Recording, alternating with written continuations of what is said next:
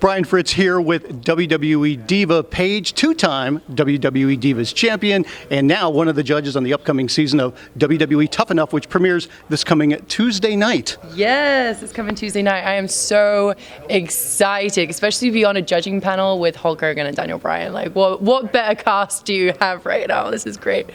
So, youngest Divas champion of all time, and now youngest judge ever on Tough Enough. Yes. You know, just like I love to make my history here. It's great, but yeah, it feels absolutely amazing. I'm loving the opportunities I'm getting right now. WWE have been absolutely fantastic to me. So yeah, I'm really excited to get started. What was it like getting chosen to be a part of this show, and what kind of expectations do you have for it?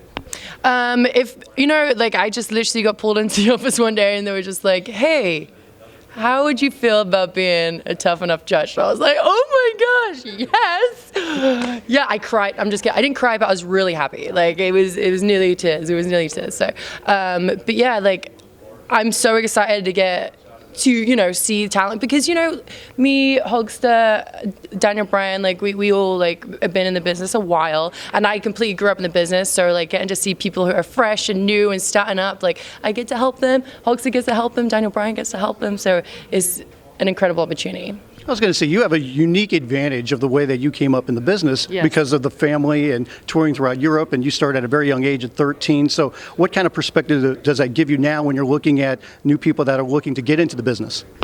Right. So, I was fortunate enough to be born into a wrestling family. So I'm very lucky. Actually, my mom was pregnant with me and she didn't realize, so I've been wrestling since I was a fetus. So I've been in the business a long time. Yes, 2 decades strong over here. But yeah, it's awesome. And then, I really did have to pave the way myself though. Like my family did help me, but I wanted to get out there and I wanted to get to WWE by myself. So, like on my own terms, not just because my family helped me. So, I really worked my butt off for years and years and years. And these contestants, they are so lucky and so fortunate that they have, Tough Enough around because we're going to put them through the paces, obviously. We had to do it. Look who's joining us. She didn't say anything stupid, did she? Not yet. I was hoping so. That's my job. Oh, come on. He needed like a 5-minute break from me just now. Oh, my God. I missed you. Everything come out? You guys are quite the duo. Oh, stop. That's not nice. I'm just kidding. You guys are quite the duo. I've seen you guys, out here doing some media and everything, and you seem to work well together. Yeah, she's got a great personality. Anyway. Just kidding. No, she's fun. She's awesome. This is what we're looking for, the youth, the energy. She does this in the ring. She does this when she works with kids. She does this when she works with the Special Olympics people. This is what we're looking for. If we had to pick a diva or a superstar, we're looking for somebody that loves the business and has this type of energy. Yeah. So let me ask you both then. When you are looking at somebody that is interested in getting into the wrestling business, especially with a show like Tough Enough, what's the first thing that you look for in somebody? For me? Yeah. The it factor, the charisma. I don't care. Well, I do care. I do care about technique, how people perform in the ring, how they hit the ropes, placement, their skills, their abilities. But the overriding factor for me is selling tickets, putting rear ends in seats. And that takes the it factor, somebody special like an Andre the Giant or a Rock or a Triple H or a Paige, who we just found recently. And that's what we're looking for, the charisma, the it factor. For me, that seals the deal. Is that the same thing for you? Well, I'm going to agree with Hulkster, obviously. But it complete the full package. Like you speak it on the microphone, like you have to be able to tell a story, it's literally everything. And I look at someone who looks different as well, always someone that stands out from the rest of the crowd because you don't want to blend in ever because you won't be here very long if you don't stand out. I was going to say, what kind of advice do you give somebody when they say, hey, you know what, I'm interested in trying this out, what do I need to do?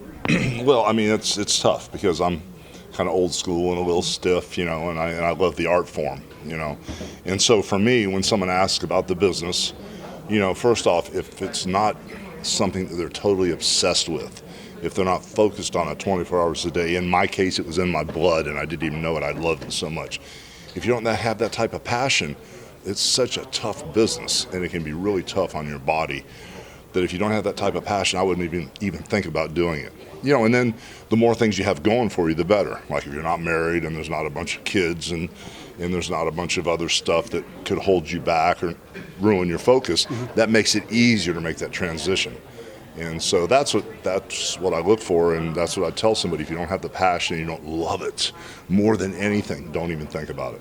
And like I said, you had such a unique experience, growing up in the family. And what was it like at a young age going around Europe, kind of on your own, saying, this is what I want to do, I'm going to find myself? Yeah, it was, it was very tough at first, obviously, because I was so young, but I started traveling by the time I was 14 because I knew wrestling was what I wanted to do, and WWE is where I wanted to be, and there was nothing that was going to stop me from getting there. So I would do everything. I would send out resumes to every single company I could, and I got turned down so many times. First of all, just being so young and being inexperienced, but I was like, nope, I'm gonna do this. So it didn't stop me. And then I had my tryout, WWE tryout, by the time I was 18, and I got turned down. But I didn't let that stop me from wanting to reach my goal. So then I had another tryout and finally got in. But just the whole experience was tough, very, very tough. But I thought I was tough enough to. You made it.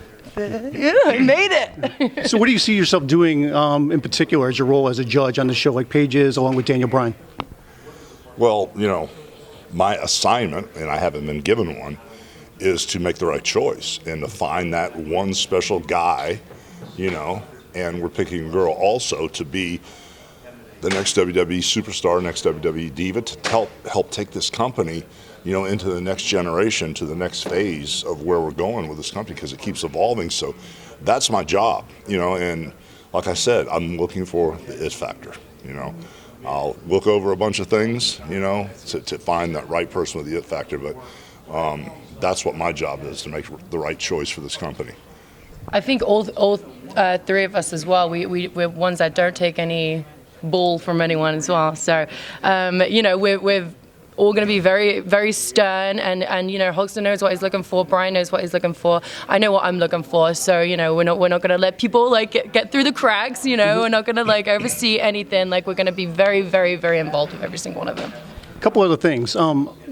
Since we're being here in Florida and here at the at Full Sail University, you got an opportunity to be here with NXT. Mm-hmm. So what's it like being back in this building now as a member of the WWE main roster? It's amazing. I'm back home because you know what? This is where all the talent, we're actually in a room where we'd be watching the shows backstage. So it's really crazy to be now in front of the camera, it feels absolutely incredible. I feel so lucky. And you know what? It proves that people can do it. You can go to developmental and you can make it to the main roster. It's the most amazing feeling ever. What about for you, Hulk? Because an opportunity to see some of the young guys coming up to the business at NXT and what the brand has become right now. Well, to see it happen changed my thinking. I got re-educated. Because for me, excuse me, I never would have admitted or would have ever said that, oh my gosh, you can go to a performance center and then get thrown up to the main roster, perform, be good, and do your job and be a superstar. Well, she proved me wrong. For instance, Paige did what she had to do at the Performance Center, then she stepped into the spotlight. She never missed a beat. I watched her the first day she walked in there, and I was sitting at home when you won the belt, and you didn't miss a beat. Timid, mild, you played it perfectly, you evolved, you larger than life. She didn't miss a beat. For me, I always thought you had to get hurt. You had to drive 2,000 miles a week. You had to wrestle for $15 a night or for free.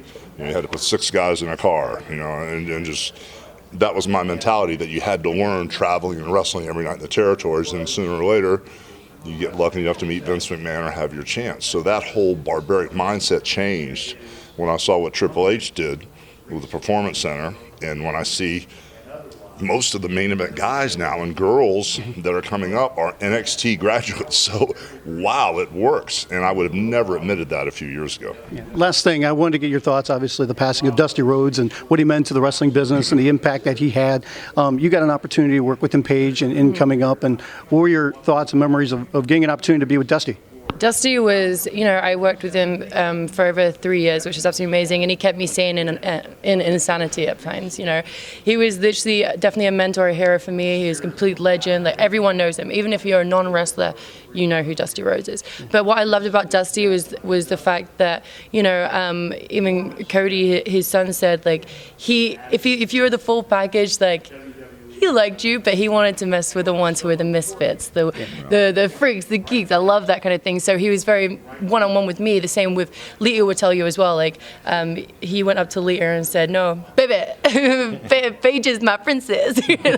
She gonna make it one day." Like that. But he's an absolute legend, and I'm really, really sad that he's gone. What about for you, Hulk? Because, I mean, growing up in Tampa as a teenager, I mean, I believe that you got an opportunity to see him at the Sportatorium. Right. You grew up getting an opportunity to watch Dusty. It went full circle with Dusty and I. Growing up as a kid, I would scan through wrestling, didn't care one bit about it. I was playing rock and roll in a band. And then one time when I scanned through wrestling, I heard the American Dream talk. I said, well, I'm going to watch him again next week, and he hooked me. And I watched him every week, and because he was so good at reeling me in and getting me to focus on that TV, I begged my dad to take me down there. From the first elbow, when I heard the Tampa Armory explode like a cannon, I said, well, you know, this is for me.